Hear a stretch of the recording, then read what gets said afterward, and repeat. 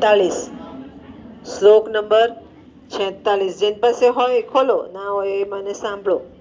શ્લોક નંબર 46 જુઓ. ઐશ્વર્યસ્ય વિભૂષણમ સુજનતા શૌર્યસ્ય વાક્ય સંયમો જ્ઞાનસ્ય ઉપસમઃ સમસ્ય વિનયો વિત્તસ્ય પાત્રે વ્યયય અક્રોધ તપસામ ક્ષમા પ્રભુવિત અર્ધમસ્ય નિર્વ્યાજતા સર્વેષામપી સર્વકારણમ ઇદમ શીલમ પરમ ભૂષણમ. સંસ્કૃતિ ગભરાવાનું નહીં. શ્લોક આપ્યો હોય તો આપણને કહો બાપા મને તો નથી સમજ પડતી, એવું નહીં. ખાલી બે લીટી યાદ રાખો, પછી ગુજરાતી આવડે જ છે હો ને. તો આ શ્લોક આપણે પ્રશ્નમાં શીખી ગયા છે. સજ્જનનું વર્ણન છે. કોનું વર્ણન છે? સજ્જનનું. ભાષાંતર પહેલાં જોઈ લઈએ, પછી સમજાવું. ઐશ્વર્યનું ભૂષણ સજ્જનતા, વીરતાનું ભૂષણ વાણીનો સંયમ, જ્ઞાનનું ભૂષણ શાંતિ, શમનું ભૂષણ વિનય, સંપત્તિનું ભૂષણ સુયોગ્ય પાત્ર માટે ઉપયોગ, તપનું ભૂષણ ક્રોધનો ત્યાગ, શક્તિશાળીનું ભૂષણ સહનશીલતા અને ધર્મનું ભૂષણ નિષ્કપટ છે. પણ આ બધા ગુણના મૂળ કારણરૂપ ચારિત્ર સર્વનું ઉત્તમ ભૂષણ છે. શરૂઆતમાં જ હું બોલી કે અહીંયા સજ્જનનું વર્ણન છે, સજ્જન માણસનું. આપણે ટૂંકનો સમજી ગયા. સજ્જન કેવો હોય તો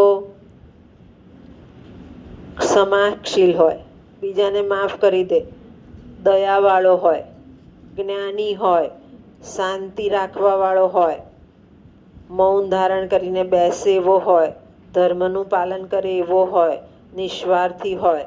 આ બધી જ વાત સજ્જનના લક્ષણોની છે. સમાજ સારા માણસથી જ ચાલે છે કહેવાનો અર્થ છે. અને સારો માણસની કિંમત ત્યારે થાય જ્યારે ખરાબને ઓળખો ત્યારે.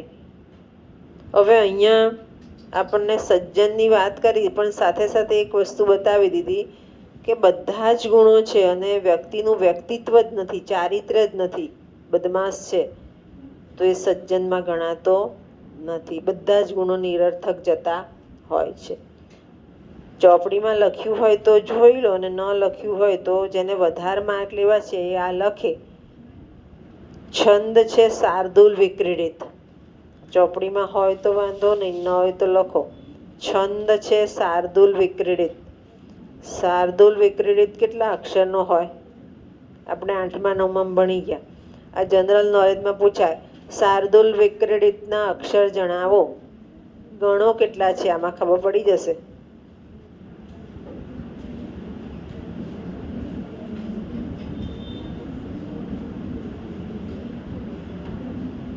હા, 17.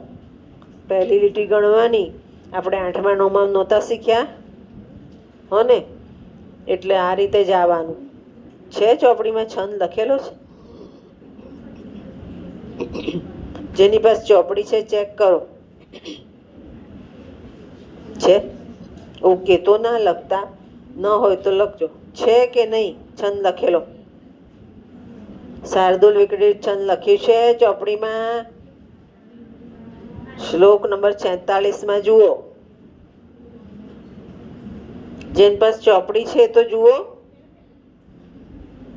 એ વાતો ના કર, આગળ ફરજા. પહેલી બેન્ચ વાળી, પહેલી બેન્ચ આગળ ફરજા. વાતો કરો તો ક્યાંથી જડે? હા, છે છંદ લખેલો. બાપરે, ચોપડીમાં એટલું જોતા નથી આવડતું? છે ને? હા, એટલે તો હોય. જેની પાસે ચોપડી છે અહીંયા આવો એટલે ખબર પડે. કોઈ એક આવો.